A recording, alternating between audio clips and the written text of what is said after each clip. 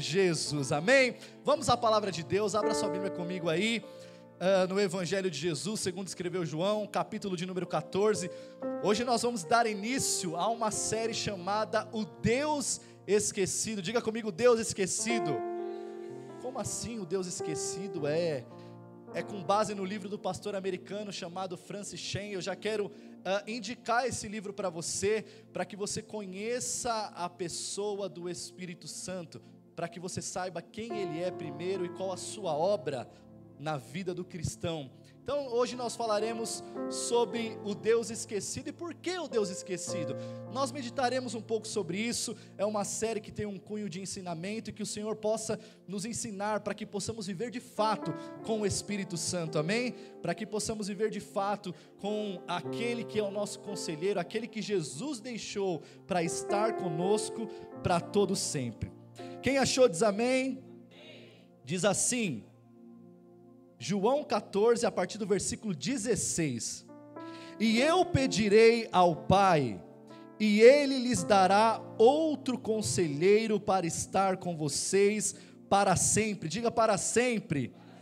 O Espírito da verdade. O mundo não pode recebê-lo, porque não vê, diga comigo, não vê, nem o conhece. Diga, mas vocês o conhecem, pois ele vive com vocês e estará com vocês. Quem crê nisso pode dar um glória a Deus?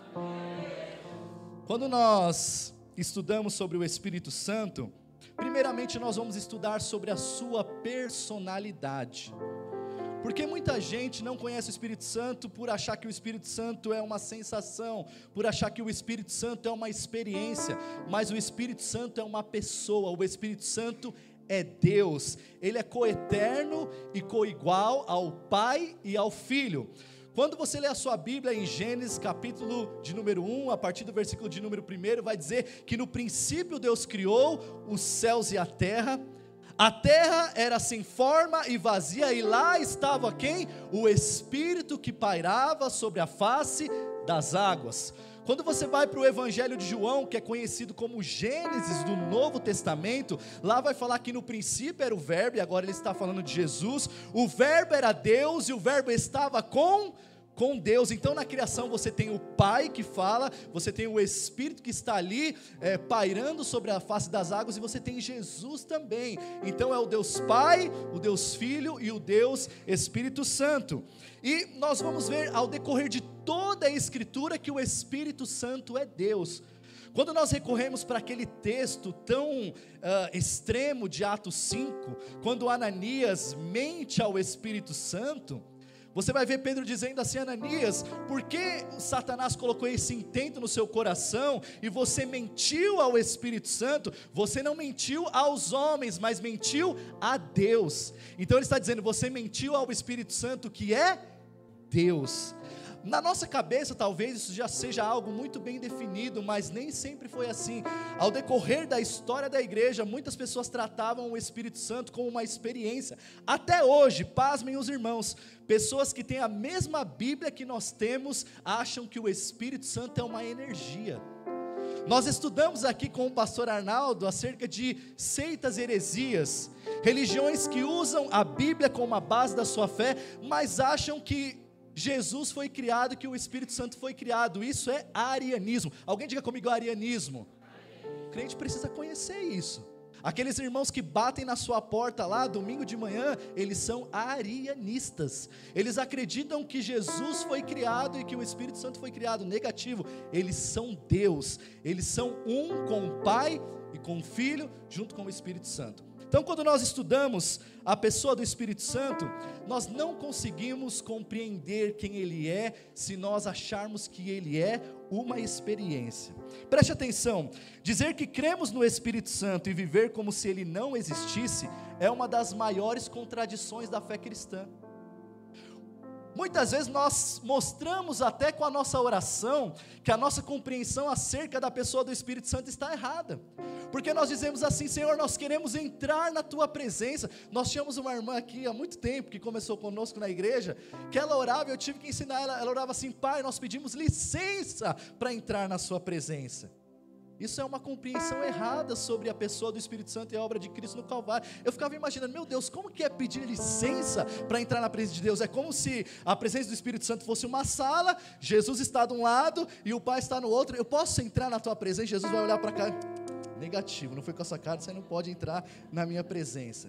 Então não ore assim, Jesus, eu quero entrar na sua presença, não, porque o texto que nós lemos diz que ele é o conselheiro que foi enviado por Deus e veio para estar conosco, veio para orar conosco, para habitar em nós. Aliás, quando Jesus está no Evangelho de João, no capítulo de número 14, obrigado, ele está se despedindo dos seus discípulos, dizendo assim, olha, eu estou indo para o Pai, eu estou indo preparar para vocês morada, mas eu não deixarei vocês sozinhos, eu deixarei o Espírito Santo para que esteja em vocês.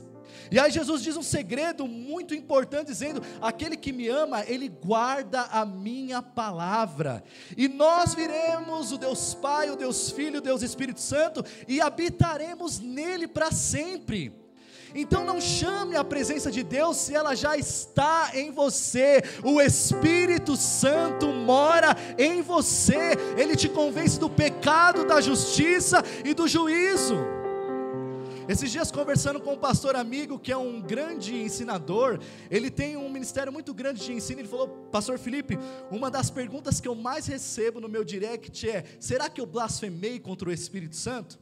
E ele dizia, só de você ter essa preocupação, você não blasfemou contra o Espírito Santo, porque quando você erra, quando você peca, quando você faz uma coisa que não agrada a Deus, o Espírito Santo vem e fala, olha, isso aí que você fez não está certo, você precisa se arrepender. Por quê? Porque ele habita em nós, irmãos. Então que nós paremos de buscar fora aquilo que nós já recebemos dentro. Nós precisamos entender que o mundo não pode receber o Espírito Santo, porque não o vê e nem o conhece.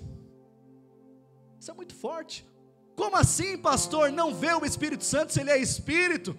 Eu não tenho os olhos abertos para o sobrenatural. Deixa eu te dizer algo, se você conhece, você vê. Se você vê, você conhece. Se você conhece, você vê. Se você vê, você pode perceber. Você pode perceber que ele está dentro de você. O pastor acabou de falar aqui sobre o Bereana Esporte. Talvez muitas pessoas não entendam o porquê a gente coloca no telão sobre a rapaziada se juntar para jogar bola. Tem gente que acha que eu estou jogando bola ainda, eu estou manifestando aquilo que eu carrego para as pessoas.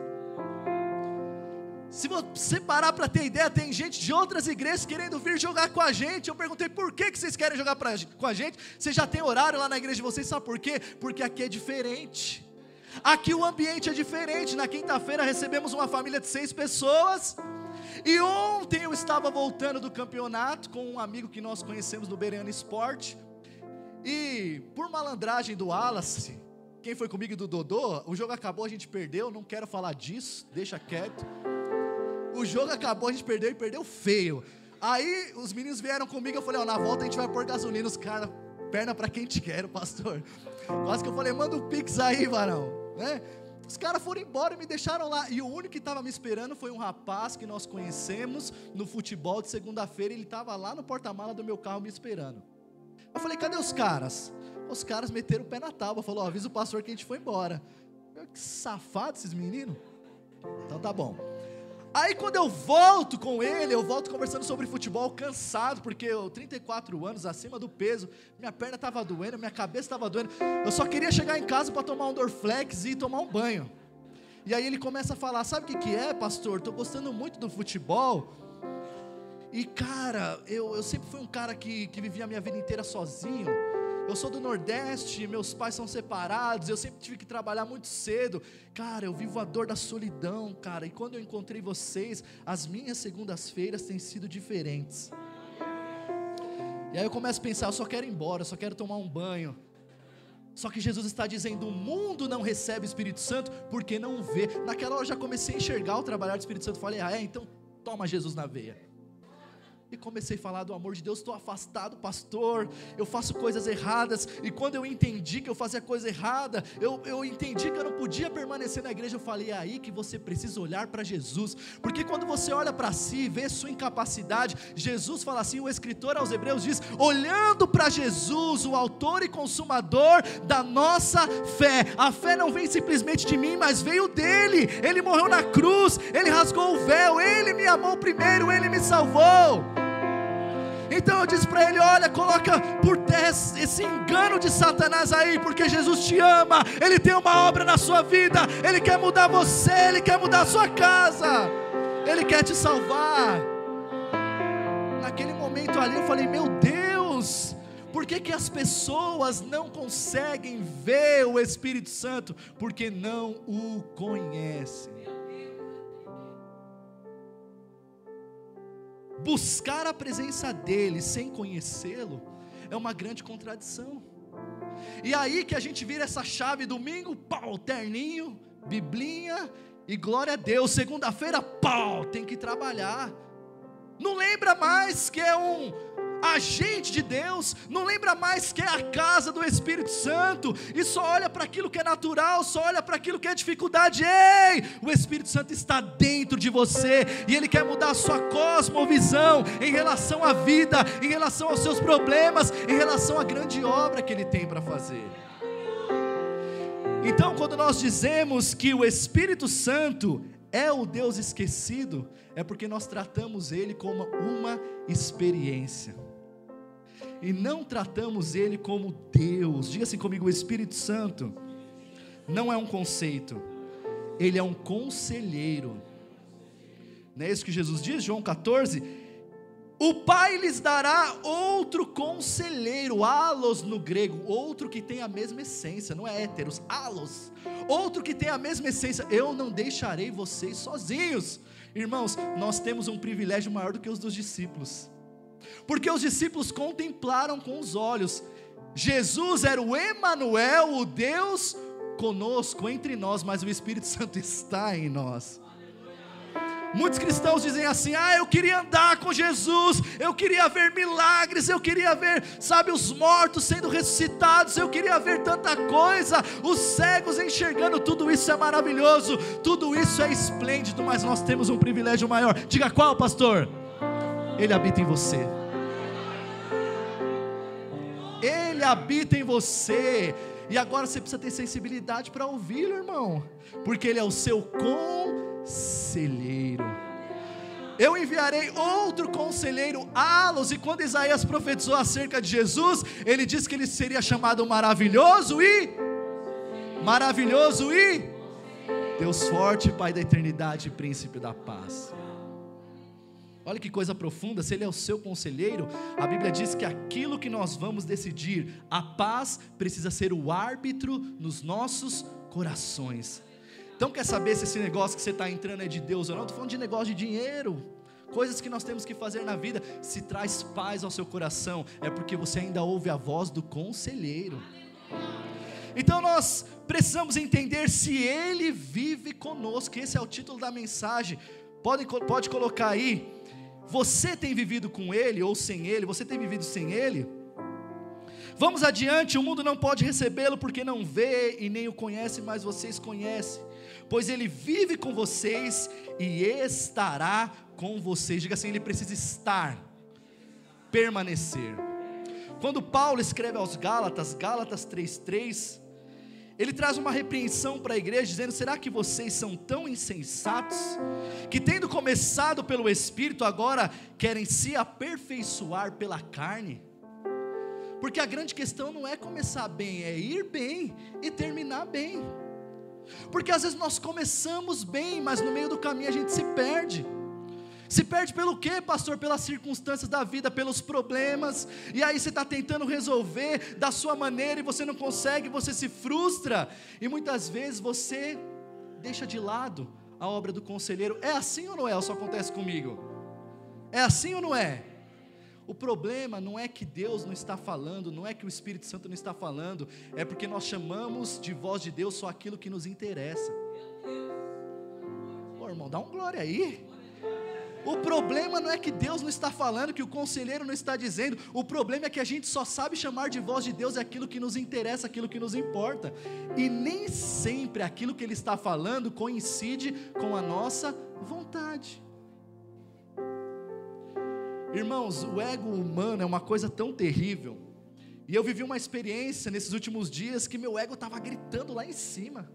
O meu ego estava gritando, e aí o conselheiro está do seu lado para dizer: você está fazendo errado. Mas às vezes o nosso ego: não, mas eu não suporto isso, isso não foi certo, isso não é justo. Está dizendo: mas eu estou te dando um conselho, porque eu sou aquele que governa a sua vida. Então o conselheiro, ele vem para dirigir. Só que muitas vezes você está no volante, o conselheiro está dizendo: deixa eu ir para aí, você. Aqui quem dirige sou eu, aqui quem governa sou eu. Ele está dizendo: mas você quer ter o controle e você não tem direção. Quem pegou isso aqui? Você quer ter o controle, mas você não tem direção. Por quê? Porque você não sabe para onde ir. Então, se o Espírito Santo governa a nossa vida, a gente precisa ir para o banco do passageiro e dizer: toma o controle e a direção. Quem pode falar isso nessa manhã? Toma o controle e a direção da minha vida. Irmãos, isso é muito difícil. Não é fácil, tanto para mim que estou pregando, quanto para você que está me ouvindo, porque nós gostamos de ter o controle das situações. Só que dar o controle e dar a direção à pessoa bendita de Jesus e do Espírito Santo é confiar. Quantos se lembram da passagem que Jesus aparece andando sobre as águas? E aí os discípulos disseram: é um fantasma, que coisa terrível. Não, será que é Jesus? Pedro falou: se é o Senhor mesmo, manda-me ir ter contigo. Pedro foi ousado, falou: eu vou sair desse lugar firme aqui, e eu quero ver se é o Senhor. Jesus falou: vem, Pedro. E aí ele começou a andar sobre as águas, dando controle da vida dele, daquilo que ele não podia fazer para Jesus. E ele começa a afundar, e quando ele começou a afundar, a mão de Jesus foi e o puxou novamente. Sabe o que Jesus está dizendo para você? Dê para mim o controle, dê para mim a direção, porque quando você começar a afundar, pode ter certeza que você não será desamparado. A fé de Pedro mostra uma ousadia, mas mostra a nossa insuficiência também. No meio dos seus passos, no meio daquela grande tempestade, sendo conduzido por uma palavra de Jesus, dizendo: vem comigo, Pedro, vem andar sobre as águas. Ele começa a ter medo, ele começa a olhar para as ondas, e é exatamente isso que nós fazemos. Jesus diz: vem, e você desce do barco, você dá o primeiro passo, você dá o segundo passo, mas aí as adversidades começam a vir, você começa a afundar, e quando você está dizendo: eu vou morrer, a mão do Senhor te pega e te coloca de volta em um lugar firme. Mas Ele precisa conduzir a nossa vida e ter a direção dos nossos dias. É isso. Agora, se eu trato o Espírito Santo como uma sensação, eu vou querer usá-lo, e na verdade não serei direcionado por Ele, e vou viver um emocionalismo ao invés de uma espiritualidade verdadeira. Por isso que Jesus falou: o Espírito conselheiro e da verdade, o que coloca por terra todas as mentiras que há em nós. Ele é o Espírito da verdade, a verdade que nos liberta, a verdade que nos faz viver uma vida nova com Cristo. Vamos adiante, não adianta começar bem e não continuar. Então, a primeira aplicação é: você tem buscado controle ou rendição? A maioria de nós quer Deus perto, mas desde que a gente esteja no volante. A gente canta: vem Espírito, mas o que realmente a gente quer dizer é: vem, mas não muda os meus planos. Espírito vem, Espírito vem, vem Espírito, mas me deixa confortável no meu cantinho. Vem Espírito, mas não mexe nas áreas que me afetam. Será que o nosso clamor, quando nós cantamos, coincide de fato com a confiança que nós temos nele? Será que o que nós cantamos de fato coincide com a grande obra que Ele tem para realizar na nossa vida? Que o Senhor nos levante nessa manhã com confiança que Ele tem o melhor para cada um de nós. Ouça isso: é possível viver com Deus dentro, mas trancado. Sabia disso? É possível ter o Espírito, porque não é assim, irmão. O Espírito habita em mim hoje, amanhã ele tira. O Espírito habita em mim hoje, amanhã ele tira. Mas Davi orou, pastor: Senhor, não retires de mim o teu Espírito Santo. Davi teve um privilégio que poucos homens tinham na antiga aliança. O Espírito Santo habitou em Davi, habitou em Gideão, quando ele foi cheio do Espírito Santo, e em outros homens, em casos esporádicos. Então não é assim: pequei, o Espírito Santo foi embora. Porque a Bíblia diz que num período chamado grande tribulação, aí sim o Espírito Santo vai ser tirado, e você vai ver como vai ser terrível. Então não é assim que funciona: um dia o Espírito está, no outro dia o Espírito vai embora. Não, ele está dentro de você. O que você precisa é percebê-lo. Então quando Paulo diz assim: não apagueis o Espírito, é as minhas vontades, as minhas emoções não podem governar a minha vida, mas a chama do Espírito que está em mim precisa reacender para que as pessoas vejam isso. O Evangelho de João diz que o vento sopra onde quer e ninguém pode direcioná-lo. Assim também é todo aquele que é nascido do Espírito. Eu não vivo mais para mim mesmo, como diz o apóstolo Paulo.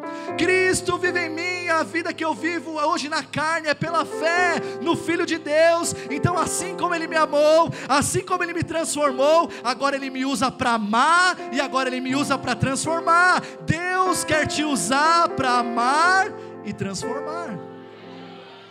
Agora, se você achar que o Espírito Santo é uma experiência, você vai viver buscando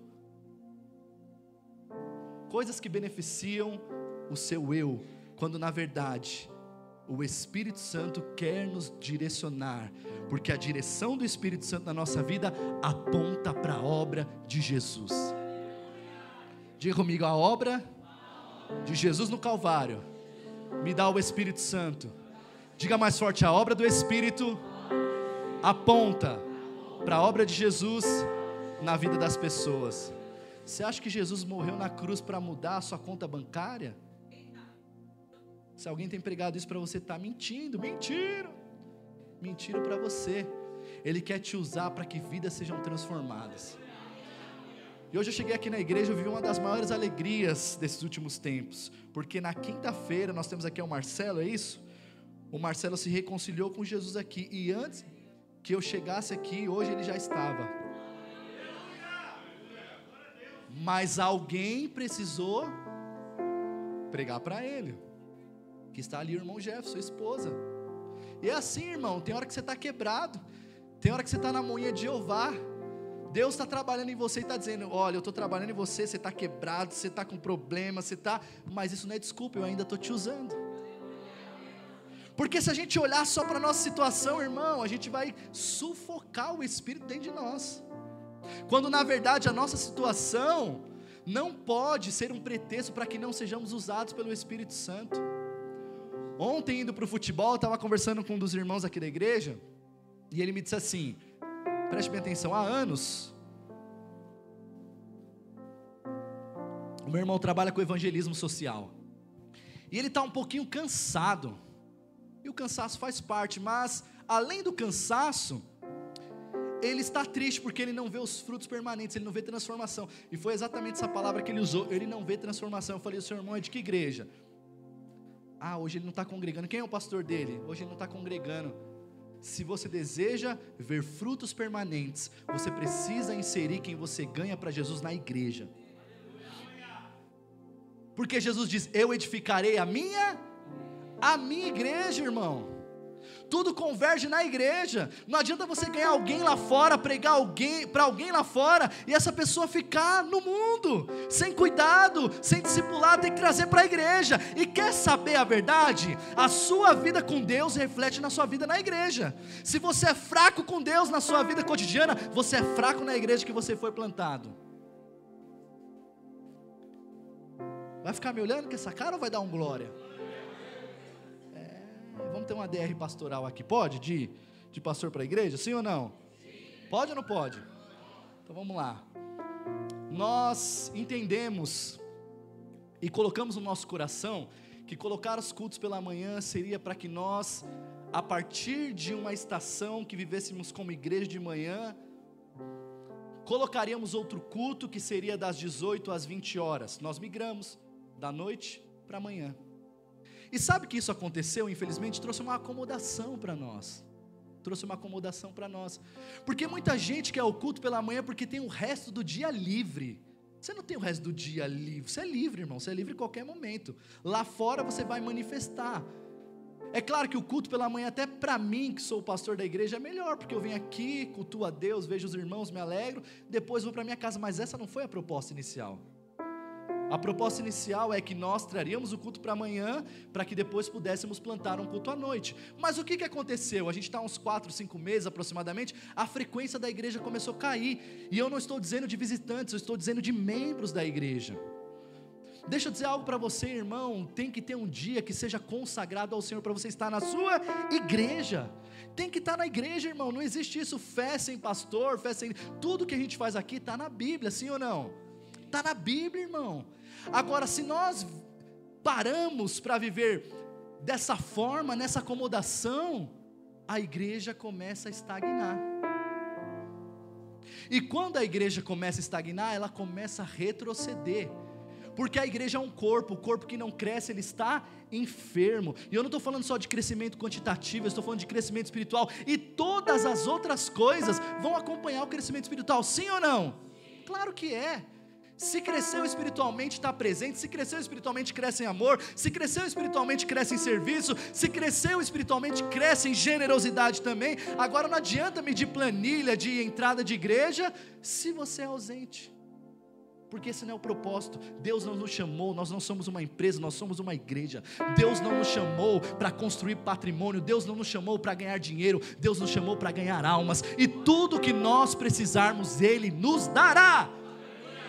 Porque se eu me omitir, Deus levanta outro e coloca no meu lugar. Mas eu quero viver a vontade de Deus. Então eu sou meio incisivo para falar, mas eu digo isso com amor. Por quê? Eu quero trazer um alerta para os irmãos que são membros dessa igreja. Irmão, domingo é dia do Senhor. Você só não esteja aqui se você estiver trabalhando. Diga comigo, trabalhando. Trabalhando, irmão. Trabalhando. Uma hora ou outra você vai sair, tudo bem. Mas isso tem se tornado recorrente.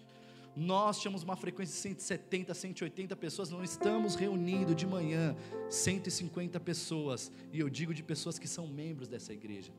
Então hoje pela manhã, e é isso que eu quero trazer para os irmãos, e já volto para o texto, hoje pela manhã diz para os obreiros da nossa igreja, se isso não melhorar, nós voltaremos ao culto das 18 horas, o que para nós é dar um passo para trás. E não tem problema, dar um passo para trás às vezes é para que a gente não se perca, sim ou não? A gente dá um passo para trás, só que essa não era a ideia, a ideia era ter o culto de manhã para ter outro à noite, só que isso não vai acontecer se você não despertar, se eu não despertar. Se a gente ficar aqui achando que o Espírito Santo é culto que arrepia, e culto que faz a gente chorar, e não deixar Ele governar a nossa agenda, irmão, deixa eu dizer algo para você, 2 horas no seu domingo não vai te matar não, irmão. Sim ou não? 2 horas no seu domingo não vai acabar com a sua agenda não, você só não vem porque você não quer. Agora se você dizer, Espírito Santo, eu sou a sua casa, eu sou a sua morada, pode usar a minha vida, eu vou lá, Jesus, 2 horas, porque nunca será só sobre um culto. O Marcelo se reconciliou com Jesus aqui, está aqui hoje. Agora imagine ele chegar aqui hoje e não ver o irmão que trouxe ele, que vergonha. Sim ou não? Que vergonha. Vergonha para nós. Então esse mês de julho será um mês de aferir a igreja. Aferir a igreja, irmão. Vamos despertar para a obra do Senhor neste lugar, porque é grande. Ela não aponta para mim, ela aponta para aquilo que Jesus deseja fazer para as pessoas lá fora. Irmãos, nós somos agentes de Cristo, nós somos cheios do Espírito Santo. Se eu estou no futebol, eu estou glorificando a Jesus. Se eu estou no trabalho, eu estou glorificando a Jesus. Se eu estou lavando minha louça, eu estou glorificando a Jesus. Se é dia de culto, eu me troco, ponho minha Bíblia debaixo do braço, porque eu estou com Jesus. Ah, irmão, Irmão, chegou a hora da igreja despertar para a obra de Cristo. Ei, saia dessa inércia espiritual, saia dessa zona de conforto, porque o Espírito Santo quer te sacudir. E enquanto Ele sacode a sua vida, irmão, os frutos vão alimentar uma multidão, para a glória de Deus. Existem vidas lá fora sedentas, morrendo, e onde nós estamos?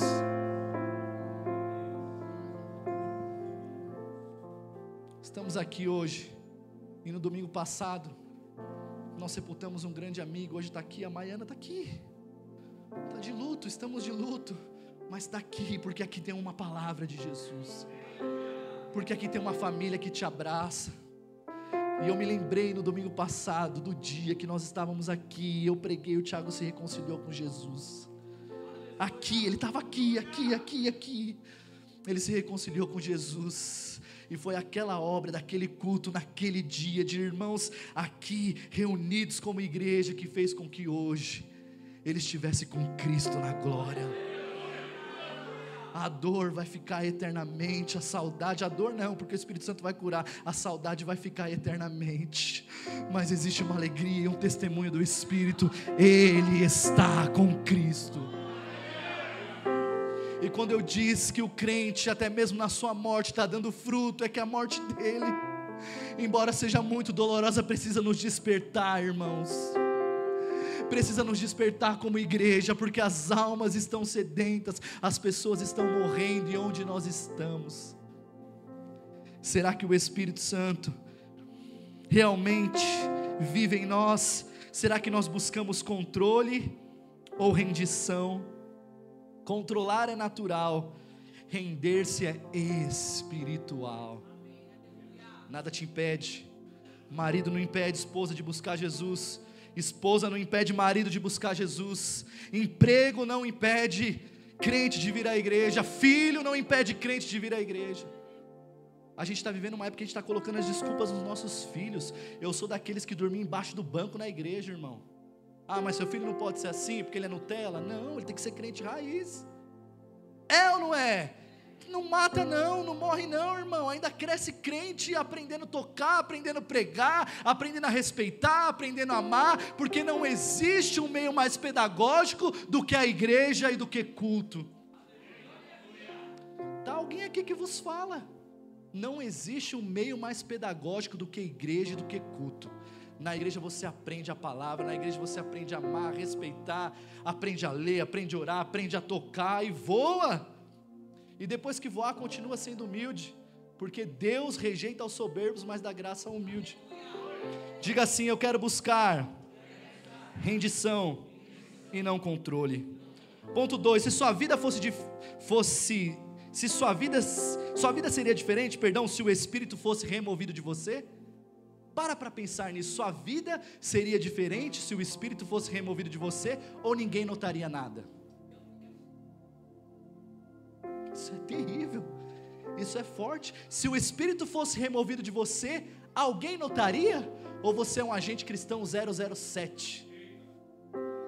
Evangelho de João, capítulo de número 4, a Bíblia diz que Jesus chegou em Sicar, uma aldeia de Samaria, e ele sentou, cansado pois do caminho, quando de repente uma mulher samaritana veio tirar água do poço. Que oração, meu amor, tem que terminar, né? Terminar.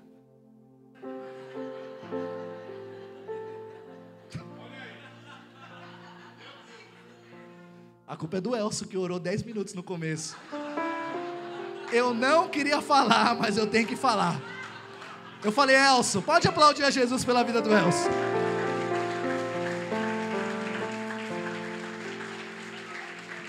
Falei: Elcio, mas ele tem esse negócio. O dia que eu conheci ele, eu falei: Elcio, sobe lá e prega oferta. Quando ele subiu, ele disse: se Deus quiser, Ele é Deus. Eu falei: ô vaso, dá um beijinho na flor. Mas ele parou a terra, plantou, regou o jardim. Glória a Deus pela vida do Elcio. Te amo, Elcio, te amo demais, cara. Jesus chegou lá cansado do caminho. E quando a gente está cansado, a gente fica estressado, sim ou não?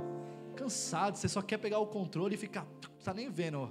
Por favor, irmãs, respeite esse momento que seu marido chega em casa e fica, ele está estressado.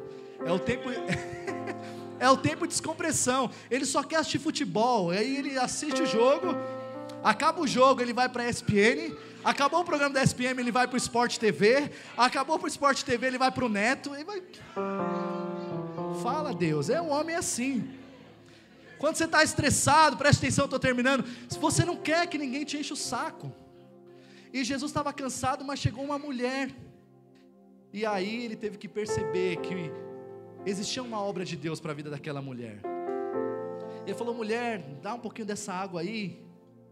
Ela falou assim: como você é judeu, fala comigo, sou samaritana, porque eles não se comunicavam.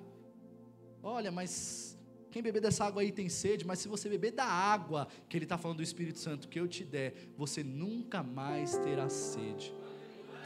Ele deu a ela aquilo que estava dentro.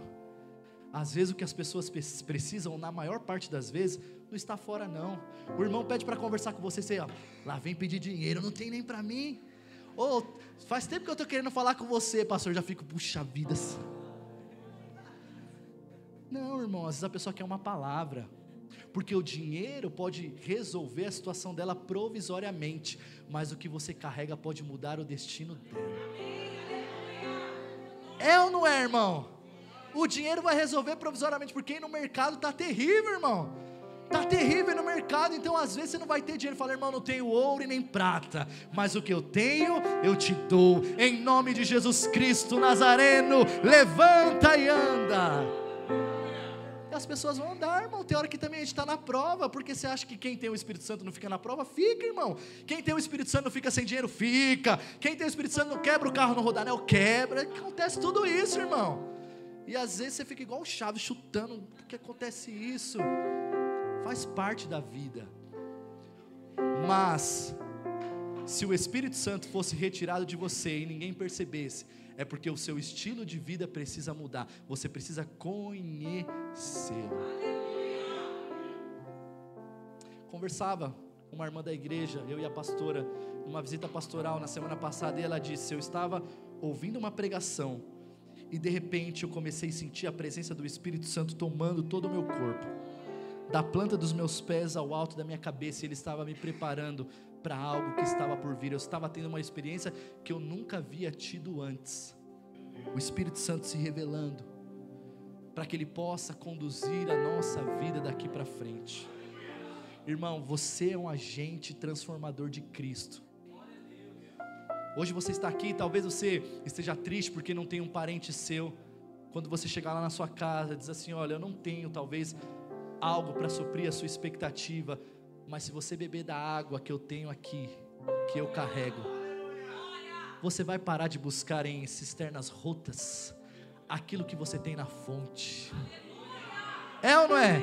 Você vai parar de buscar em poços sem vidas aquilo que Jesus quer te oferecer.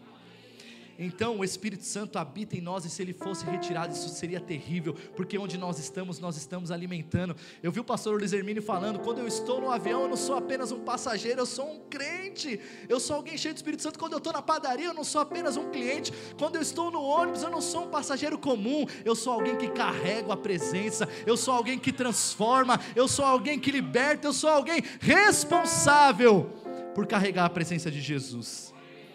E por último e não menos importante, sua oração tem sido por conforto ou por direção?